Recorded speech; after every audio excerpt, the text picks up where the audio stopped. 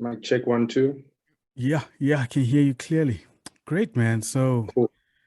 welcome to another wealth webinar. Today, I have with me Tshepo. We're going to have an interesting conversation centered around cryptocurrency and really around whether it's a safe investment or not, right? But Tshepo will frame the conversation better.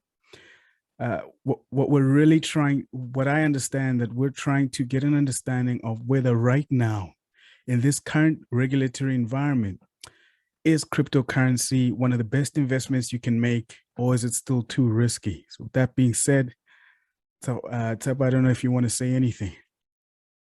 Oh yeah. So yeah, we were just gonna basically um set the parameters of the conversation to what specifically happened yesterday, and then obviously we'll push it in the particular direction of basically analyzing, is it a risky investment at this particular point in time or Yeah, whatnot, and then we'll take it from there.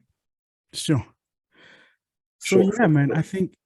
are you gonna go? I think just before you say anything, I think I come from the perspective, and I say it right from the beginning, that at this point, crypto is the most important investment you can make today, right? There's no other better investment that you can make today, and that's going to be a tough claim or statement to back up, right?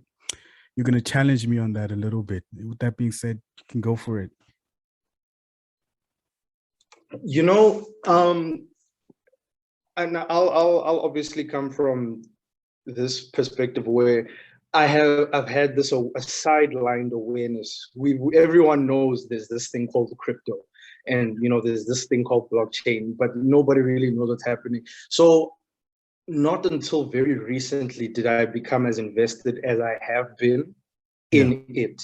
And the very first time I got introduced to crypto, like and blockchain, like on a fundamental level, like actually understanding what it is, was from a book I was reading by Klaus Schwab. He's the what do they call this, chairman of the what do they call this thing? The Economic Forum. He wrote a book Okay. called The Fourth Industrial Revolution, and a second book after that called Shaping the Fourth Industrial Revolution.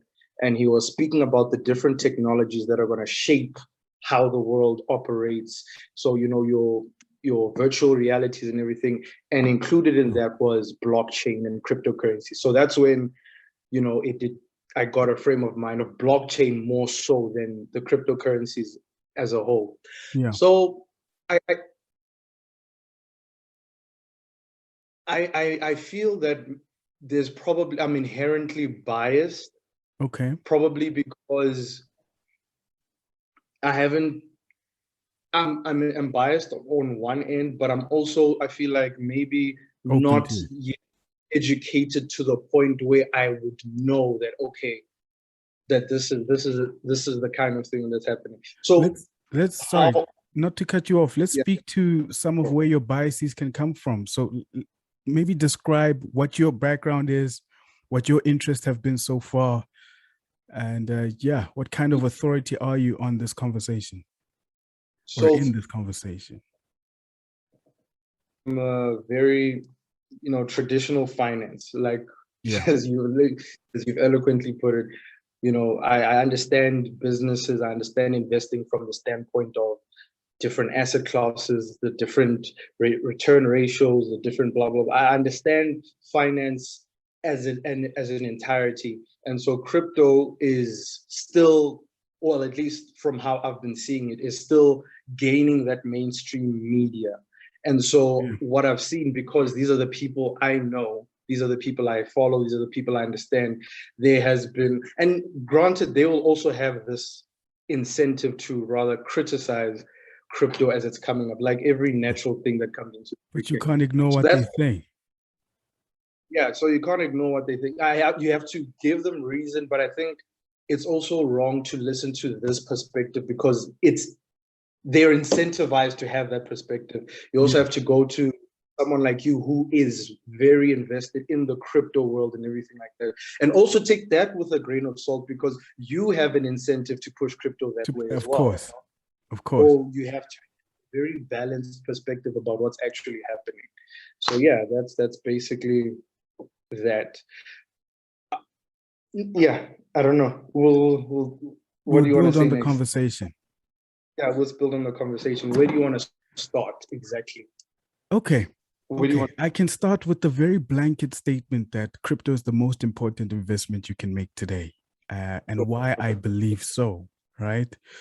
Geez, man, this is such a big topic, and I haven't had it for a while, but to frame it, right, to give kind of a macro understanding of what I see going on here, I see the invention of a new technology, right? A new way of doing things. And I think there was a quote that I once saw on Twitter that you can bet against human ingenuity. I'll take the other side of that bet any day, right? And the idea really is that it's difficult to stop something that genuinely improves systems and people's lives, right? I think the big conversation around crypto, right, which we've had in the group as well, is that people's perception is that it's a speculative asset. And this is because they don't see how it plays in their everyday life. They don't see it necessary. So they believe that people are buying into these projects in order to just basically, the greater fool's theory, to sell it to somebody else at a later stage, right? They buy these coins to sell it to somebody else. That's the perception. And I don't think we fully come to understand just how intrinsic in our everyday lives crypto is going to be. Imagine it, liken it to the time where Steve Jobs was designing a personal home computer. Back before anybody ever used a personal home computer, investors at the time would tell him things like, yeah, it's a great product, but I don't see how the everyday person could ever use this, right? It was this big machine. It was complicated. You had to know how to code. You had to know computer language just to use the computer. So in that version of the computer, it didn't seem viable, at least to the people that didn't have the vision of where this will usurp to. It didn't seem viable that everybody would want to own this, right?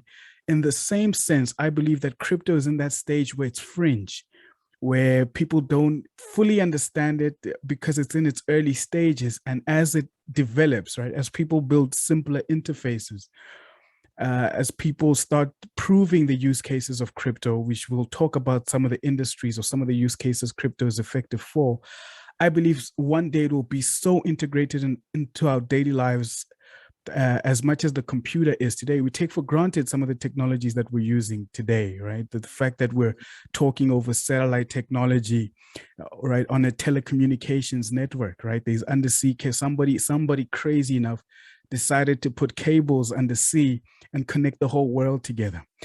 And today we don't even think twice about what's happening with this process because it improves our lives, right? We don't need to understand the technology. I think crypto is still in that place where the people discussing it are the people who are talking about the technology. And when we get mass adoption is when it just affects our lives without needing to explain how. It just works. So I think after comparing crypto, right, or framing it as a technology that will one day be ubiquitous in our lives, I think as an investment, right, which is the main purpose of this conversation, why is it the most important investment you can make? Well, simply because one, it's in a way diametrically opposed at least in its inception, to the current financial system. So the financial system is at threat, and it's at threat by a serious contender.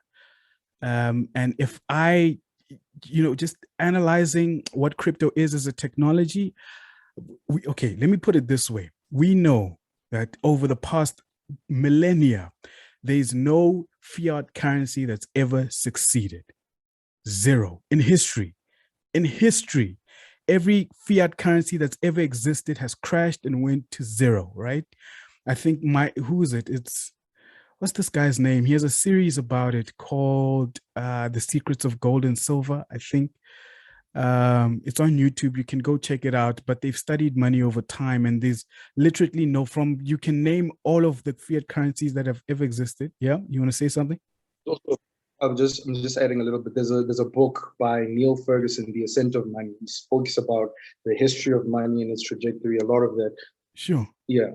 Sure. So there's no fiat currency that's ever survived. And maybe if now I'm going to bring a little bit of a race element to it, right? Because I believe that white people's wealth are spread among different asset classes. And although we have a maturing Black community, I believe that most Black people's wealth are either in liabilities, right, which they could turn into assets if they decided to sell those for a profit, or in cash. I don't believe that, for example, in South Africa, if I make an example with just South Africa, it's not till long ago that we were even allowed to own businesses, right? Let alone read a textbook, the same textbook as our white counterparts. So, and our parents weren't working at the banks, right? Think apartheid era. We didn't have family working at the banks.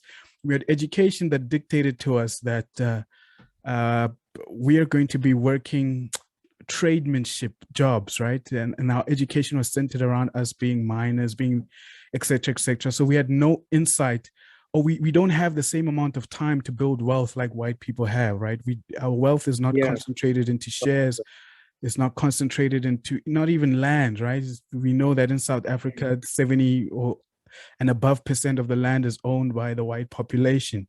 So a big part of a chunk of what we call our wealth as Black people is in cash, right? And now we need to decide, okay, we need to make an investment because we understand that money is not okay, cash is an asset, but we understand that it's not a preserver of wealth, right? It's not any place to keep your wealth in. You need to spread that cash into something. And if we're having a conversation on whether that should be stocks, commodities, bonds, mutual funds, I think, particularly from the perspective of colored people, that crypto is the most important conversation you can make. And then I can extend that definition to say that not only colored people, I think anybody that's in a lesser financial position, right? Anybody, the little guy, right? Who's never had access to certain investments because they were quote unquote for accredited investors, right? You had to be an accredited investor to get into early stage companies, you know, if you're into venture capital. Because of the limitations of different monetary systems and different currencies, it's hard for me to now just, for example, there's a company that listed on the Neo exchange in the US, and I can't buy it. I can't access it. The only investment vehicle platform that I have is Easy Equities. And it's difficult for me as a retail investor to invest in anything that's not on the New York Stock Exchange. So I can't get access to these booming companies in America, right? To those opportunities, even when they list publicly. So for a retail investor, for the little guy who understands that, and we'll talk about, right now, I've just been trying to frame the conversation. We'll talk about how crypto will eventually disrupt the entire financial system. From that perspective, crypto is the most important investment you can make. Investment. I hear you. Yeah. Nice, loud and clear, a lot of points. I'm going to focus on a couple of points from what you said. Sure. I was listening and wrote a couple of things down. So I'm going to address in whole that crypto is going to disrupt the financial system. But first, I want to address. Let me. I want to give you an idea and an understanding of the financial markets. Sure. Right. I want to articulate it in a way, because you were speaking about exposure and access to certain investment vehicles, for example, accredited. So the reason why, I'm just going to address that particular point first. Yeah. The reason there is a differentiation between retail investors and accredited investors, right? Sure. Is because, for example, let's say I would be the retail investor in crypto, for example, and you would be accredited. You have a certain amount of wealth already in your portfolio, number one. Proven. But two, you have, but also you have, if you don't, you have the knowledge and the know-how. Sure. To make those kinds of investments. And if you don't, you have the resources to make those kinds of investments. Someone like a retail investor who does not understand certain investments and needs to be protected. Needs to be protected. That's why the SEC institutes, the Securities Exchange Commission, makes better. So it's limiting on one end in that you can't necessarily invest in some of those things, but on the other end, it prevents you from the risk of taking some of those investments that you wouldn't understand. Sure. You understand what I mean? Is it okay if I say something before we just expand on that a little bit? Yeah, I think that's an important point, right? I think, and here's the thing about my understanding of the financial world and financial regulation is that when it starts off, right, when somebody writes it down as a policy, as a bill to be enacted as a law, what I've come from studying public administration, I've come to understand that very often the intention is good. The policy makes sense on paper, but in implementation, it does not make sense at all. In fact, we fall short a lot with implementation. I'll give an example, right? In one sense, it's fine to say that, yeah, we need to accredit some investors because not everybody is proven that they can handle their money. And if they lose their money's detriment, we need to somehow step in and protect the retail investors. Like, this is for them. It's one thing to say that, but then also acknowledge the fact that anywhere in your country, if you're 18, you can take all of your money and go step inside a casino and bet it all on black, right? Or on blackjack or in poker, right? So the regulations are these same regulators that are protecting us in the investment space allow anybody to gamble. You can put any amount of money you want in the lotto, right? And that's clearly a gamble. I think we can't step in and prohibit people with regulation. I think the best we can do is make it clear. It's just like it's oh man, it's a bit, what do you call it? I'm forgetting the word, but I think as regulators, the best you can do is put on the box, hey, smoking will kill you, right? And then leave it up to the person whether they're allowed to smoke or not, right? It seems like in other areas of society, we've been more free or able to regulate things less, right? Just giving a fair warning to the person consuming the product. But when it comes to financial markets, there's more of an incentive to monopolize that, to regulate and control, right? There's more of an incentive to not let anybody have any opportunity. So I think that the problem falls with, and that's why crypto is such a big deal. I think the problem falls within the implementation to say, yeah, this is to protect the investor. I'll give an example. There's a case right now with Ripple, right? The company, the crypto company, and the SEC, the Securities Exchange Commission. And they're trying to determine whether XRP, which is the cryptocurrency that's related to Ripple, is a security or not, right? And the case of the SEC is that one of the points made was we're trying to protect the investors here. That's why we're putting on this case. And the case fell apart because I think it was in one of the court hearings, the public actually got a chance to voice their own opinion. And the overwhelming majority of people communicated that they don't feel like they're being protected by the SEC. They feel like they are being blocked from an opportunity to invest the money in the ways that they want. So I just wanted to add that little point about accredited investors and access to markets. I will give you an example of derivatives. Do you know what derivatives are? I've heard of them. I don't trade derivatives. I just understand that in this world of finance, there's derivatives, there's futures, there's leverage, there's all those complicated financial products. But educate me. So like a derivative is essentially like it's like a contract, right? It's like a financial contract or an insurance premium. And what do you call it? Its value is based on the underlying assets underneath it. So I can understand that. Build into the actual cost. So it's a very very risky kind of situation. And leading up to, so for example, the 2008 financial crisis. Sure. What actually happened there was something called mortgage-backed securities, right? Yeah. So basically what happened in the financial crisis is that what ends up happening with a bank, right? A bank has to have a certain amount of, a bank takes deposits, right? and then they give out loans. So for the part of the regulation for banks is that they need to have a certain level of they have to capital adequacy ratio, meaning they have to have a certain level of capital in place should the loans be met and everything like that. So they can't have a certain, like they can't just have an entire book of loans. They have to at some point, either sell them off or increase their whatever that kind of thing. They get liquidated if it starts going against them. So what they end up doing is they start packaging all these loans, these house loans, into something called a mortgage-backed security. So it's essentially an investment that's backed by the houses and the people paying the loans for it. Sure. So all these houses are bunched into one thing, right? Sure.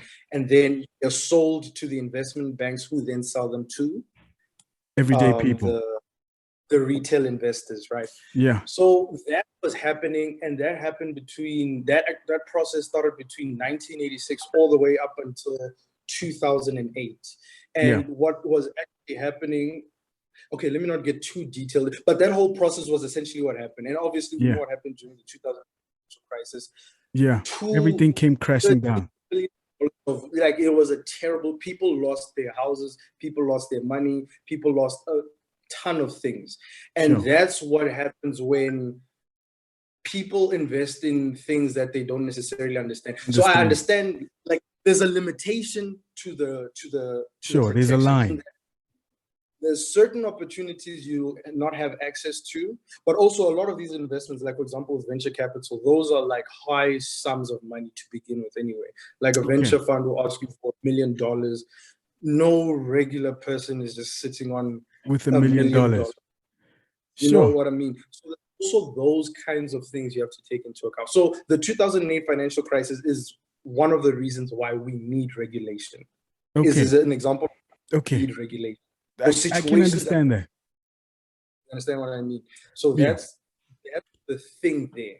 But remember, as a person, remember the idea is nobody, if you're really starting to get into the process as a retail investor, you are at some point we're taking the opinion that you are naturally going to keep investing until you become accredited, until you become sophisticated. You're gradually moving up. It's a qualification process. Yes. So some people don't go through that entire process, don't want to get to that point where they just want to have their money they want to have access to the markets, but not be. And also another reason for the prevention is also on the side of finance, in that they can sell products to people who are naive about them. And they sell them because they know happens all the time. It's fine. Let me just dump this bad stock on him, or let me dump this whole thing on him. And so the retail investor then, my broker knows all this stuff. So we're also protecting from, ill-behaved people within the financial markets, because whilst you want people to be morally correct, you can't necessarily, you can put laws and legislate, but you can't necessarily regulate that. So it's also preventing people from scandalous things from the financial markets as well. That's the basis of the whole regulation thing specifically. How I want to put it. So then we'll come back. Let me touch. I think this is a good time to then pivot to, like, regulation is important, right? And we could talk for hours discussing why regulation is always going to be there, is necessary. I think it's an important point that you bring up, because there are people in the crypto space who are maximalists. So they believe in full decentralization. They believe in, it's just like people who extremely believe in free markets, right? They believe that there should be no intervention. And then you have the other side of the extremity with socialism, where it's like we should always have intervention or government intervention. So crypto, Bitcoin in its inception was this permissionless ledger, to be like, nobody can stop it, nobody can regulate it, nobody can control it. It just exists and it just works. And that was the thinking around crypto for a very long time, right? And a lot of people adopted that mentality. It's kind of like us versus the system, the retail investors versus the institutions, the small guy versus the government. It's little versus big. There was this division, right? But of course, for this to work, the worlds are going to have to meet at some point. Now, I think an important part of our conversation, right, in determining whether crypto right now is the most important investment you can make, right, which is my point, right? You'll reframe it if you believe that the conversation should be something different. I guess now it's a good time to pivot into, do you believe that, and you said this in your message actually to me last night, you said that you believe that at some point crypto will be so successful that regulators will have to step in. And I believe the tone of the message was that the regulation will be detriment to the success of cryptocurrency. And that's another point of contention that we might have. Do you believe that when the regulation comes in? Yeah. Sorry? So what I'm trying to say there, I wasn't trying to say that what I was saying, and it was specific to what was happening with India banning crypto. Yeah. In the same way China did, right? Sure. And so what I was saying in that particular message was that crypto is going, like, it's here and it's going to be here. Like, there's no two ways about it. It's naive to actually think that it won't be. It will go right? somewhere. Yeah. Like it's here. It's here. It's a thing. And so my chat, and what I've also been hearing a lot, is the fear comes from the fact that it's going to be a big thing. And because of how big it's going to be, it's who it's disrupting that's going to knocking on the wrong people's doors. It's knocking on the wrong people's doors. And so what ends up happening in a situation like that, because the doors they're knocking on, and this was the point I was trying to make in that message, is that I feel like crypto will transition into and be a part of the broader financial markets. Yeah. Right? Yeah.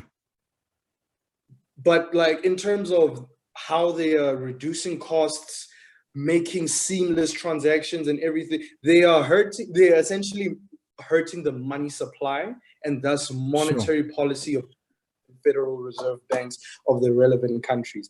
That is, that dramatically influences how they use the interest rates. That affects how the economies are. Like, that's a very, very, very huge disruption that they go through, right? Let me ask you this question. Do you believe that that central banks will always have a monopoly on money?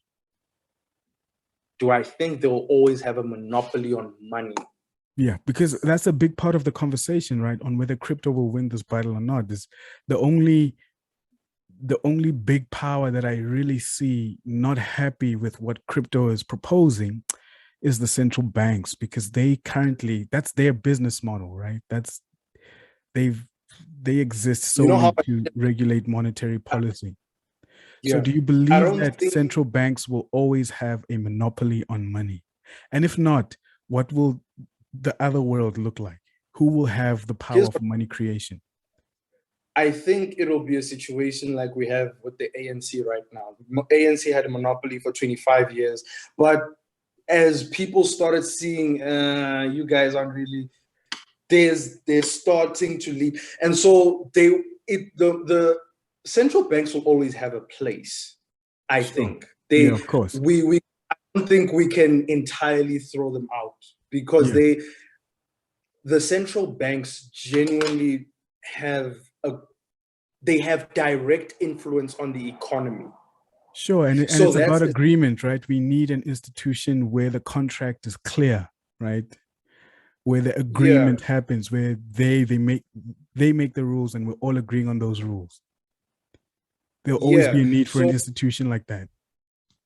So I don't think they'll go away entirely, but probably what will start happening is crypto will hit it in such a way that it's not a monopoly the way it used to. Maybe you'll have at the very best, maybe like a situation where you have a 60-40. But what I'm actually seeing, though, and some of the articles I was reading, is that they may realize that they can't necessarily just kill crypto, and what they'll do in terms of their regulation is attach it to their current currencies. So you'll have like crypto dollar, Yeah, or of course. a Bitcoin, The sorry, or Iran. some.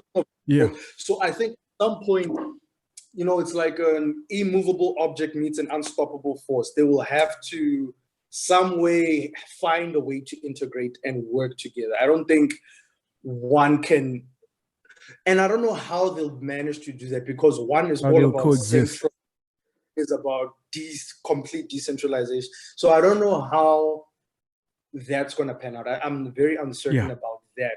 I want in to particular. introduce a new narrative to you, if I may. You mentioned Sure, in our sure. conversation that eventually crypto will find its space in the financial world. And I want Yeah. to reframe that. I want to switch up that a little bit to say, you know what? I once read a quote on Twitter. Do you know who Naval Ravikant is? He's an investor. Naval Ravikant. I've heard the name. Naval Ravikant, he's a big investor. What's his company? I forgot exactly what's his company or what he does. It's a big deal. I just don't have the information up with me right now. I've been listening to him just on a philosophical basis. You know, he's an author as well. He wrote a book called The Almanac of Naval Ravikant. And you know what? I think I know that. I know that guy. Yes, Okay, I know. as a person who enjoys financial literature or literature in general, I think that book is quite important, and you would love that. Naval tweeted out the other day that crypto is not a subset of finance. Finance is a subset of crypto. So I think when you really get to understand it, it's not like crypto is going to find its world in the financial system. I believe that the financial system will have to radically change itself and fit itself into the crypto world. I believe that crypto as a network, listen to what I'm saying, as a network, crypto is more powerful than the current financial system. The limitations of the financial network are going to be usurped by crypto at some point, right? Because it is a global network. Because the for the network, most, yeah, more about the technology, specifically blockchain and its applications, or sure. Yes. So let me clear things out. People think crypto, there's only blockchain, right? It's not just blockchain. So here's the technology. Let me try explain what the technology of crypto is. The technology of crypto is a way to store database information in a decentralized way, right? There's different iterations of this technology. Blockchain is one of the ways to do this, to distribute a ledger, right? It's called distributed ledger technology. Blockchain is the one that we're familiar with because most of the cryptocurrencies today use blockchain technologies, right? Blockchain networks. Blockchain is just a way that these records are these transactions are recorded. That's all blockchain is, right? It's the way these transactions are recorded. It's the manner in which they are recorded. And Bitcoin was the first cryptocurrency, using this blockchain technology, and things were built on it from there. But there's been other manifestations of distributed ledger technology, right? An example one, there's something called a direct acyclic graph, which is a different kind of way to distribute. And it does everything crypto does, or everything blockchain does, but differently, right? Blockchain is linear, meaning the reason why it's called blockchain is because the transactions are literally recorded, you can imagine, as a chain of blocks. And that means that sequentially and linearly, the next transaction will not happen until the previous transaction has been recorded. And it's a linear process, right? Those are some of the limitations within crypto that make it unscalable. It's the fact that it's slow as a network. So people have found non-linear ways to reach consensus, right, about the transactions on the network, to record transactions on the network, basically. And one way to do that is using a direct acyclic graph. And there's even something now called a chain web, which is a web of blockchains in a way, which forms a new kind of technology. So just excuse me, there's a loud car outside at the moment, but barely hear it. Okay, no problem. But the point is that it's not just blockchain, right? We're talking distributed ledger technology. And I don't know whether the future of the financial system will necessarily be on blockchains or directed acyclic graphs. We know that they'll be on distributed ledgers. We know that the technology of keeping a ledger in one central place will be disrupted by the fact that you can keep a ledger on multiple copies securely over a wide network, right? It's kind of like realizing for the first time that, oh, you can back up your things on the cloud. Yeah. Can I quickly ask you a question in there? Sure. So listen to how you're describing it. Sure. And tell me how, so for example, prior to Microsoft, Sure. there was obviously, there weren't a lot of software and a lot of business templates and tools and software you could operate your business on in an effective way, in an efficient manner, the way Microsoft did, right? Yeah. Now, I'm not trying to equate Microsoft and Bitcoin in any way, or crypto blockchain or that in any way. But like you said it just now, in that the financial systems will either be on blockchain networks, or something to that effect. And my thing, why I feel like I don't necessarily agree, and I mean, I'm no what's his name, Naval. You're still you're still trying to figure it out. Here's what I'm trying to say.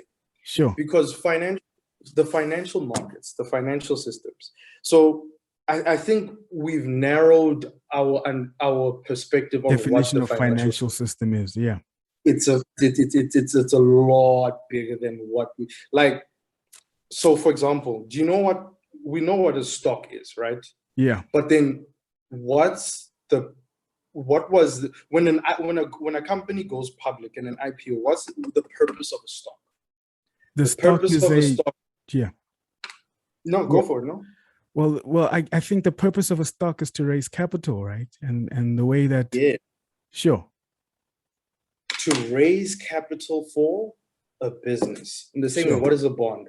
Bond is a loan made to businesses. Sure. And then if you have this real estate that does this, there's commodities that do that.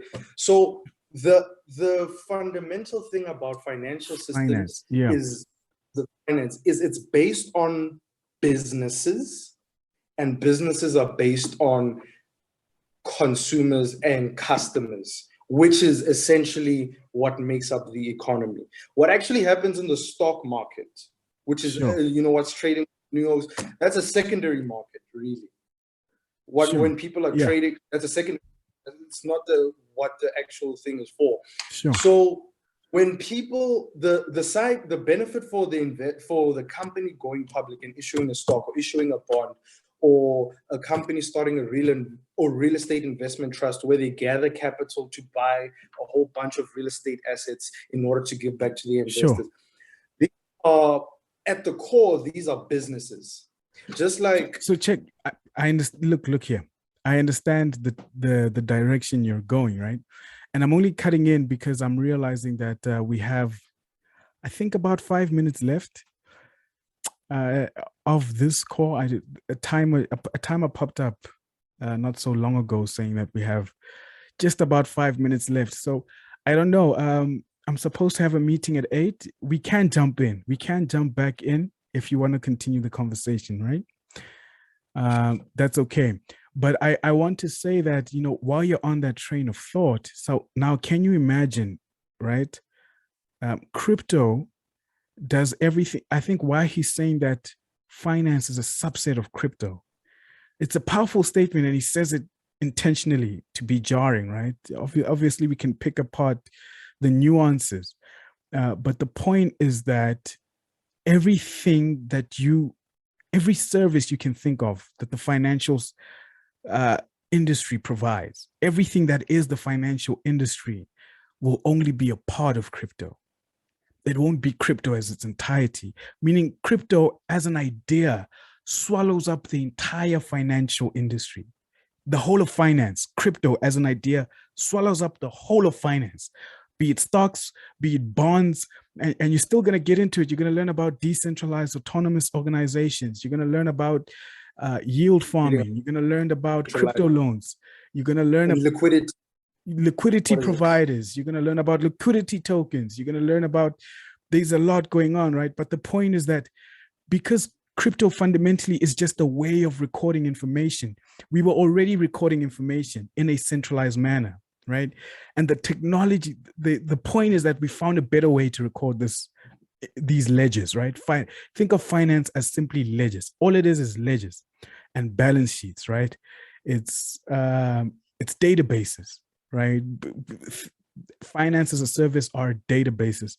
Beyond the processes of how you can use that database, right? You can issue out a share on the database that represents a unit of ownership in your company, but all of that gets recorded on a ledger. Whatever is happening in finance gets recorded on a ledger, whether it's a ledger that's kept by the Johannesburg Stock Exchange or it's a ledger that's kept by FNB, right? Whether it's a bond in a house, whether it's a purchase of a stock, whether everything is happening on ledgers. Does that make sense?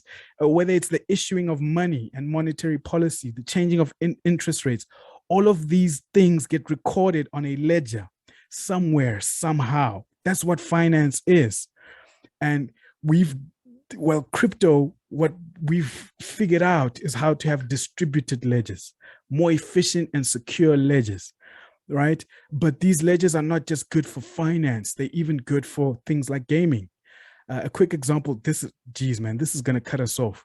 A quick example is in a game when let's come back because this is going to cut us off. I'm pretty sure. Let's take a few seconds off and then we'll pick up. Okay, so we're back. We left off on a hot note, and I think I was getting into a very powerful train of thought that I hope to eloquently play out here, right? We were discussing the fact, we were discussing the fact really that what we've discovered here is a different way of representing databases. That changes the game, right? And I'm going to try explain how, right? The conversation is really around how crypto will not only envelop the entire financial system. The idea, the narrative that I'm trying to push here is that crypto is bigger than the financial system. And that's tough for Tshepo to hear because he's like, finance is huge. What are you talking about? How can you say crypto is bigger than the financial system, right? And it becomes a conversation about fundamentals. And it being a conversation about fundamentals, I'd like to take us back. I think that it is impossible to really understand what I'm trying to say here, right? It's difficult for people to wrap their heads around crypto. And I think Raul also tries to point that out in a lot of these conversations, is that it's difficult to wrap your head around what's going on, right? This what the hell is going on?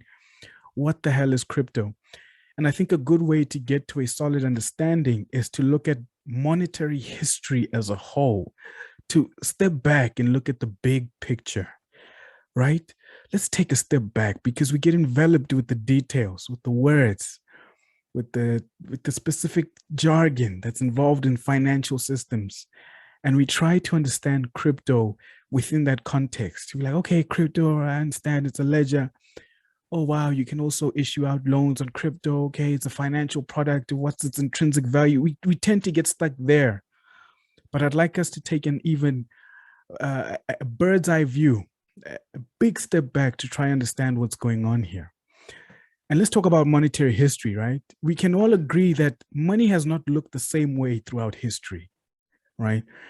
It hasn't been one thing throughout its history, right? The way that we trade,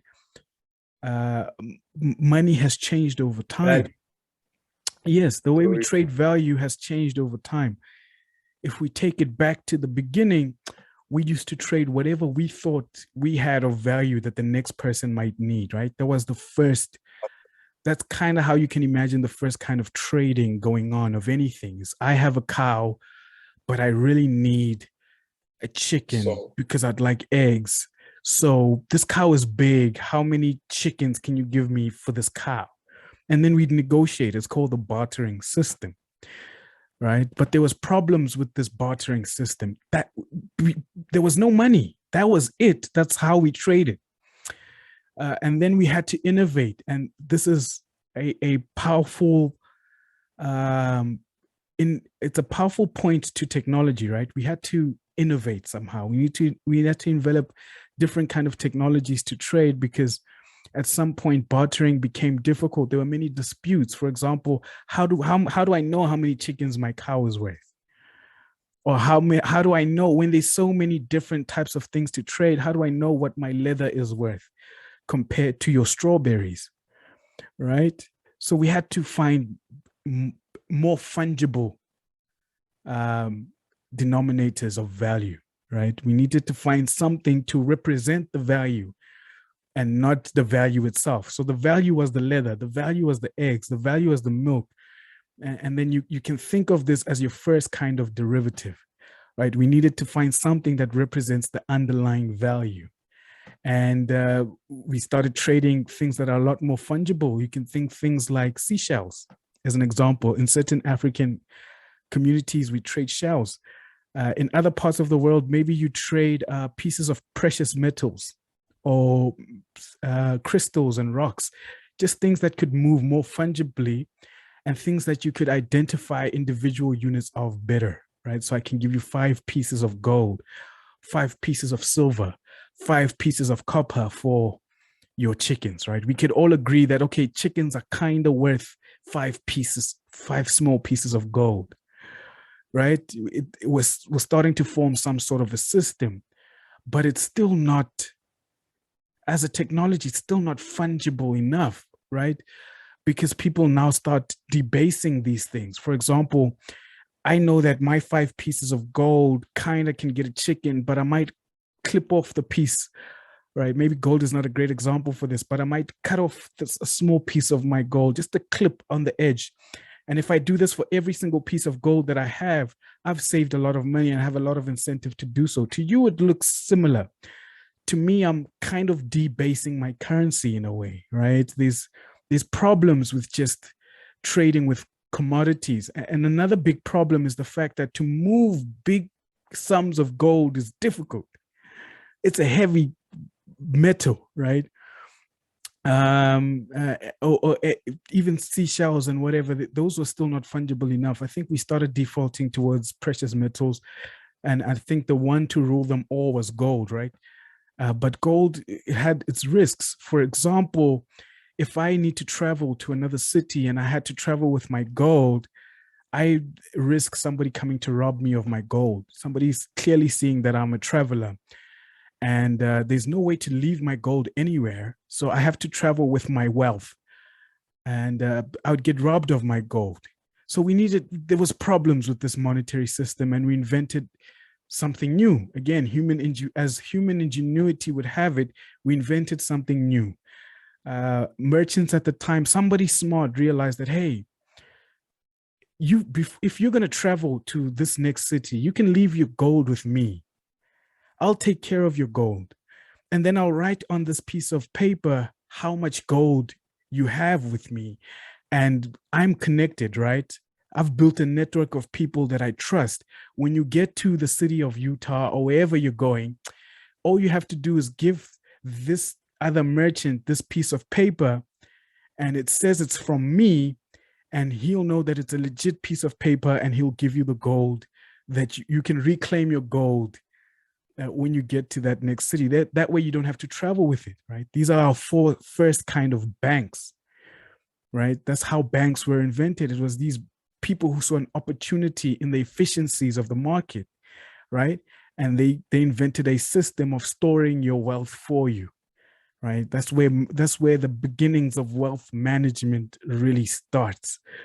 I'll keep your money for you. I'll give you this piece of paper, and you go trade with this piece of paper. Those were called reserve notes, right? They were IOUs. And now we're even further away from the original value of things, right? The value is the house, the value is the cow, the value is the tools, the knives.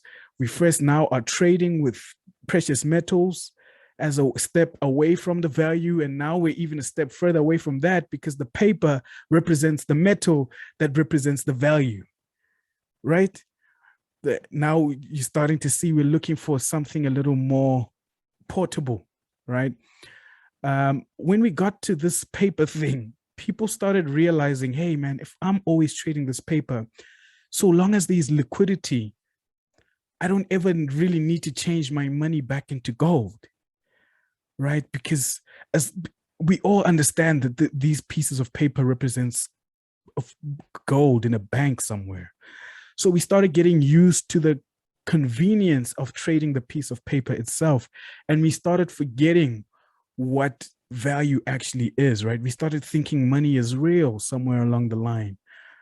To the point where we're now off the gold standard. In fact, for a long time, money was just a receipt for gold. So the notes that we see today, if you look at a picture of an old US dollar, on it, it writes literally on the dollar, redeemable for gold.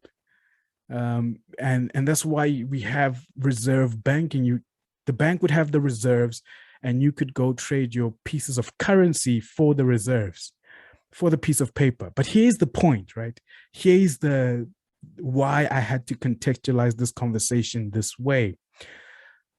The invention of money led to, there is no stock markets without money. Without the idea that paper can represent value, there's no stock markets, right? They didn't exist before then. Imagine trying to buy stocks with gold. It just wasn't happening.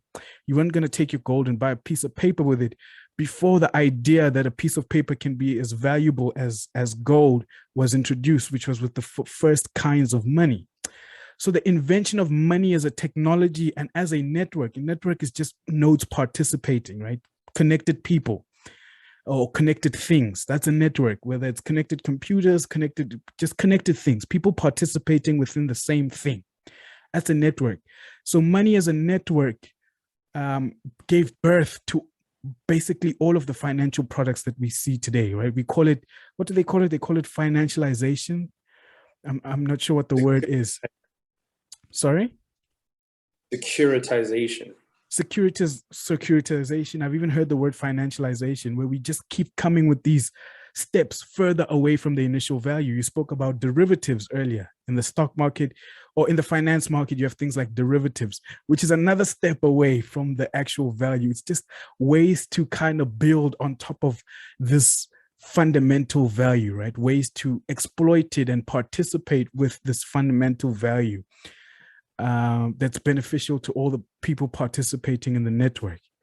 So the invention of paper as money gave birth to an entire financial system that we're so used to today. The fact that I can take out bonds, right? These are pieces of paper. Now they're digitized. But the fact that I could take out bonds, or the idea that I could take out loans, the idea that all of these financial products, the way that we trade today is heavily influenced by this monetary system.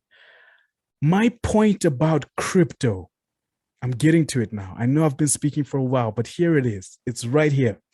My point about crypto is we found a different medium to facilitate exchange and value. We found a different medium, and it's no longer paper. Do you know what this medium is? Right? Listen to this. This is mind-blowing when you think about it. The medium that we've now figured out how to monetize, track, and trade is light itself. It's no longer paper. It's light. It's light because we now, I'm going to say this again. Light is the medium for exchange. It's the new technology of money. Because they say what is digital currency? Zeros and ones on a computer screen, but zeros and ones represent on and off on a circuit board, right? It's not really zeros and ones. If you study computer science, you know that what a zero represents on your circuitry is off and the one represents on. And we're really just talking about electricity moving through a circuit board. That's what makes modern day computers, right?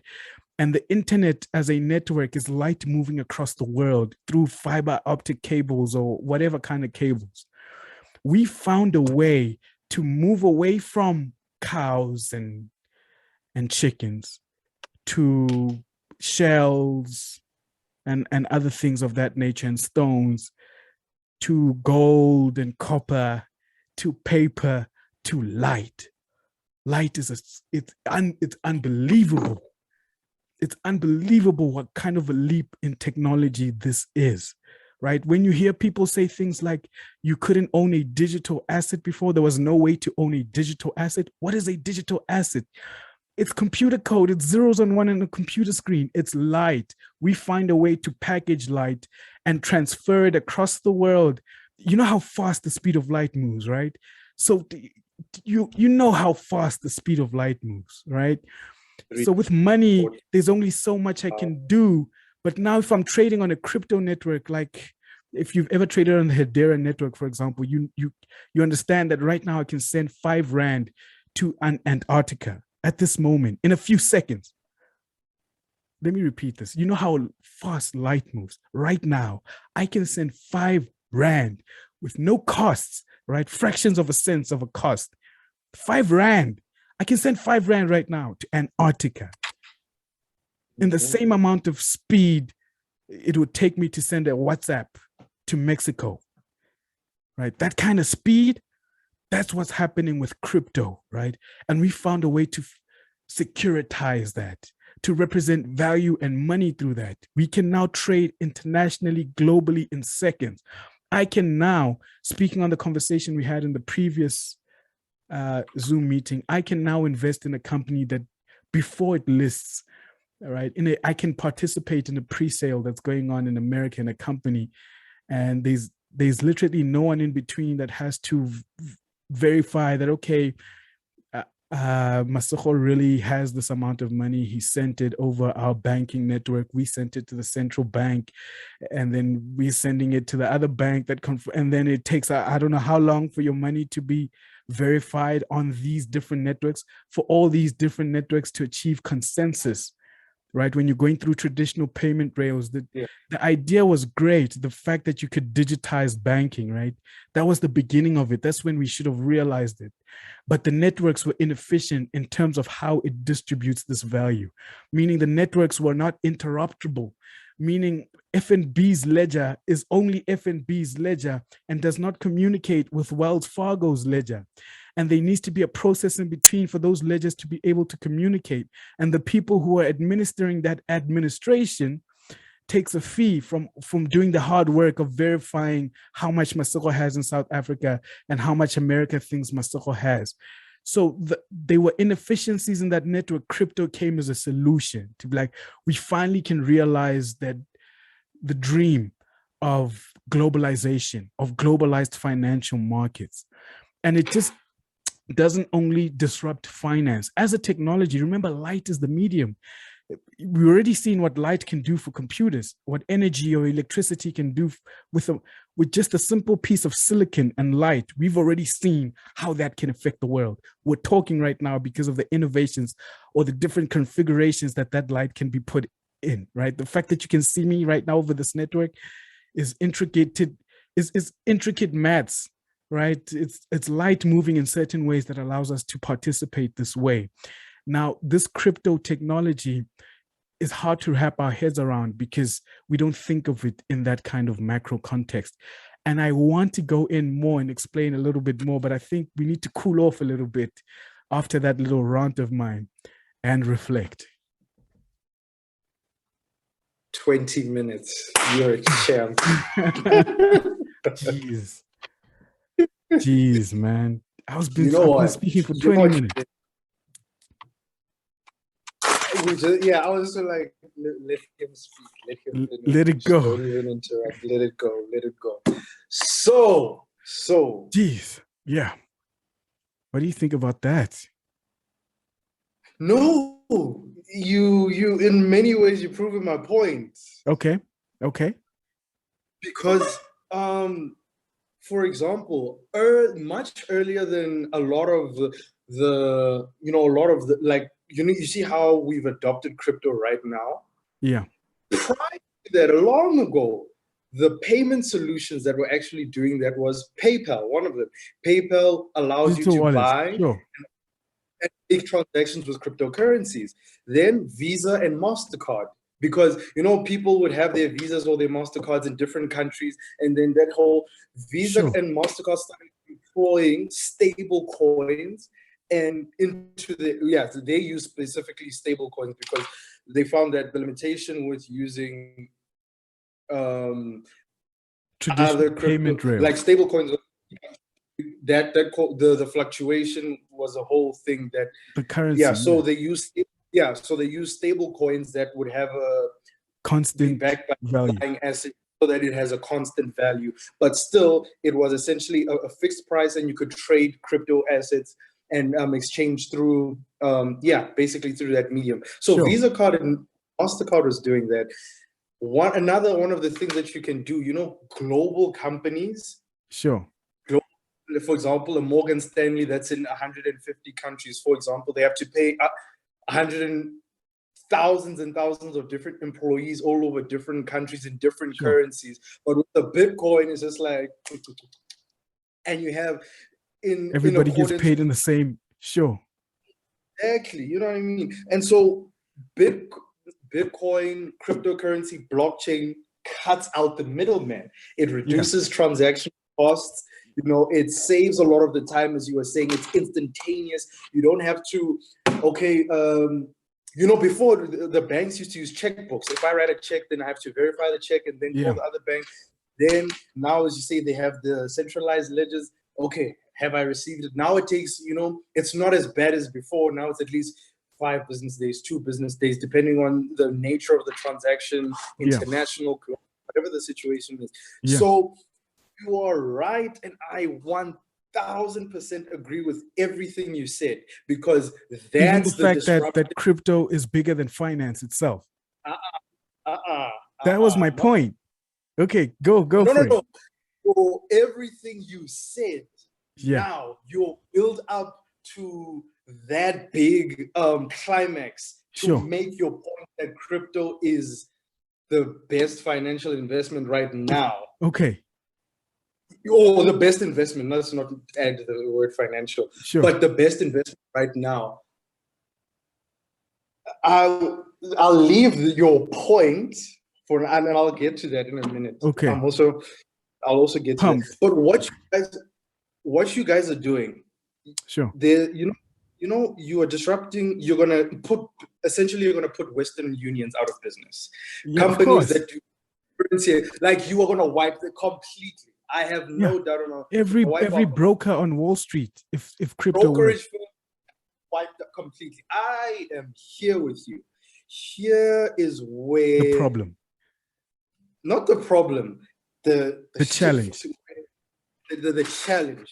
And this is why I say you can't displace the entire financial system. So I'm going to go back to the context you raised throughout the entire period about the history of money and how it was coming up, and how you said that paper money is essentially what gave birth to the financial instruments that we have today. Sure. And I want to edit that a bit, because that isn't, at least from the way I understand it, the way, because I also familiar with money, that's not how exactly it is. Because what ended up happening with money, when in the same way, there were businesses even back then, right? There were businesses that needed financing. There was so and so and so and so and so. So people traded before there was ever currencies attached to gold. People traded gold for these actual things. Gold. Okay, I'll give you this. I'll give you 20% of my profits if you give me so much gold, so I can buy something else for my business. That kind of thing. That medium was always happening. Okay. So what ended up happening when those other when paper money came, in the same way everything else changed, the way money was exchanged between specifically financial transactions changed as well by employing those things. So there was the invention of the stock market came because there were so many companies that needed financing. Needed financing, that now they could create a place between buyers and sellers. Yeah. Right? buyers or people who wanted to increase the amount of gold they had, and sellers who were looking to. So that exchange was always there. That didn't Even necessarily before paper money. Yeah, they were always there. They didn't come about as a result of paper money. Paper money, in the same way it changed everything for everyone else, it just changed that medium too. But that was always there. And so as businesses continued growing, that's when the advent of brokerage firms, of stock exchanges, and those things came about. So that I just wanted to do that. But now bringing it all back. Yeah. Hold on. Bringing it all back. Here's where I feel like why I say it'll make a seamless transition into the existing financial infrastructure. Because here's what you're saying right now. Oh, and also here's why I'm also not saying that, because now you say for banks, for example, it'll disrupt you. Naturally, what you'll say is, so because banks actually make money between those transactions. So if I'm sending money from FNB to ABSA, there's a transactional cost that we both pay there. So with blockchain, cryptocurrency, that whole spectrum, that eliminates that transactional cost, right? Yeah, well, it just kind of changes I just want to clear that up. It changes the model. So now everybody becomes the bank. So when I mine crypto, I get the fee that the bank would have got for validating these transactions or administering the network. Sure. So, but then what? Yeah. So all of that starts taking place where everyone, it's a decentralized authority and everything like that. So the banks now are losing transactional costs across banks, right? Yeah. It's a problem. It's a problem. But I ask you then, what percentage do the transactional costs make up of the overall revenues that banks actually make? Okay, so I'm trying to understand this question. Are you asking me, is crypto... So of all the revenue ABSA makes in a year, what percentage of that comes from the transactional costs? Oh, of administering transactions on...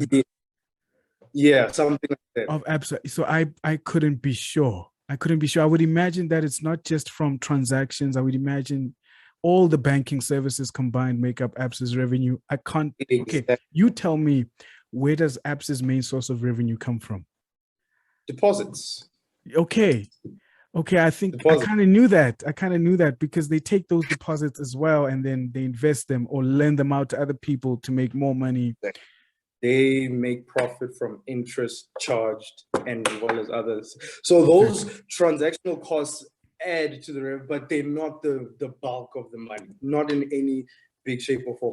And so when it comes to that, what I'm finding is you made a beautiful point about crypto essentially revolutionizing how we exchange value, because now it won't be through fiat currency, like how we exchange value because of the value we've attached to different cryptocurrencies. So now people with this, people will start exchanging value. People will start having access to their money rather than having that money in the bank.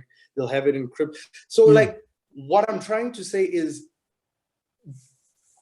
you're gonna have a situation where the banks are mad, the brokers are mad, the regulators are mad. No, I'm not even at that point. Okay. Yet. Hold on. Okay. Getting there. So you're gonna have what the exchange of value in finance. Exchange of value, we call that a transaction, right? Yeah. Exchange of values is transaction. So here's why I say you can't disrupt the financial system, because exchange of value doesn't make up it. Exchange of value transactions is how we measure what's happening in the financial system, but that does not constitute what the financial system is. So let me ask you this question. Hold on. Okay. You asked me just now. I want to ask you this question first. So in a situation like this, and I ask you, how will the blockchain technology? Sure. So in a traditional IPO process, there's the investment bank is the middleman between investors and the corporations. So corporations need money to either go public. Yeah, let's just take it an IPO. Let me not even go further. Let's take it an IPO process. private company that wants to go public. Yeah. Now, what starts happening is the IPO, so the investment bank has access to investors, institutional investors specifically, Yeah. right? And they want to invest their money in a way that they get a good return. And these businesses want to raise money to expand their businesses. Yes. So what's now going to happen is that the investment bank introduces the investors to the company and the company to the investors. Yeah. And how they actually set the price Of the asset. of the asset. So what ends up happening There's is a valuation process that goes on. there's a valuation process, but on top of that, investment bankers go to the investors and they start essentially, they have a set number of shares that they're going to sell and they're buying. And so they go on to investors based on the information I've given you through the valuations, through the public interest in this particular IPO, through all of these different. Here's how much are you willing to pay for this amount of shares at this particular price percentage point. That's how that process essentially happens. And that process continues. So these investors will say, okay, I'm willing to buy this stock, this many stocks at this amount, and blah, blah, blah, blah, blah. Yeah, they bid, and that entire thing. So tell me how cryptocurrencies don't facilitate and help that process, but disrupt that entire process. Because okay, I can tell you. Please, right. there, because that's what, to go for, sure. Go for it. I did a course by the University of Michigan called The Future of Payment Technologies. And in that specialization, we had a chapter on fintech, financial technology. Crypto and blockchain falls part of financial technology. And this, I started to understand, there's a talk that I have on Strictly Investments page about the value proposition of a bank, any bank, right? Investment bank, commercial bank, federal bank. And the value proposition, I had split it into 4 different tiers, which was, I think, raising capital was one pillar. The other pillar was, let me just remember the other. So safeguarding and keeping your money was one pillar. Sorry? Can you hear me? Oh, I was saying the investment banks. Yeah, I can hear you. I was saying the investment banks are the ones who focus on raising capital and everything. Yeah, sure. So there's 4 main pillars when it comes to the value proposition of a bank. And it might escape me now because I'm also looking at the time that we have left. But the point is, one of those pillars is raising capital. And fintech, even before blockchain, has been disrupting that process of raising capital. But in terms of the blockchain world, which was your question, there's something called an ICO, right? The same way you have an IPO, initial public offering, you have something called an initial coin offering. And all that simply happens is all the decisions that the administrator would make, the human administrator in the IPO process, that gets replaced by computer code, right? That gets automated, right? That's what happens is now, instead of needing an investment bank to evaluate your business, to communicate to the institutional investors, to set a price for your initial public offering, I think there's a different process. I'm not sure exactly how it works, but in 2017, there was an ICO craze where businesses started realizing, cut out the middleman, and I can sell my shares directly to a global market. For example, an IPO will happen on a specific exchange. With an ICO, anybody around the world can invest in your company, right?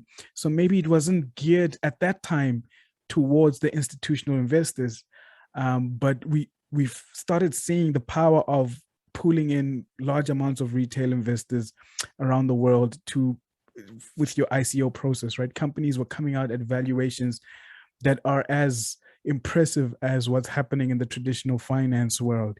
I think at this point, right, crypto was still fringe, right, especially 2017 era. And we hadn't gotten to the point where we could figure out, okay, how do we get the investment banks involved in this process as well? So I won't lie and say I have complete knowledge of how that process takes place, but I do know that in terms of raising capital, crypto can They replace do. every financial service that you can think of right now can be replaced by crypto. It's sad to think about. Tell me how private equity transactions can be replaced. So that's something that happens with what we call a pre-sale, right? In a crypto pre-sale or on a crypto launch pad, which kind of gives you the same function as a venture capital. Basically, you get to buy into something before it goes public, right? That's what venture capital is, right? Private equity. Sorry, a little venture capital and private equity are at different stages in the company's development.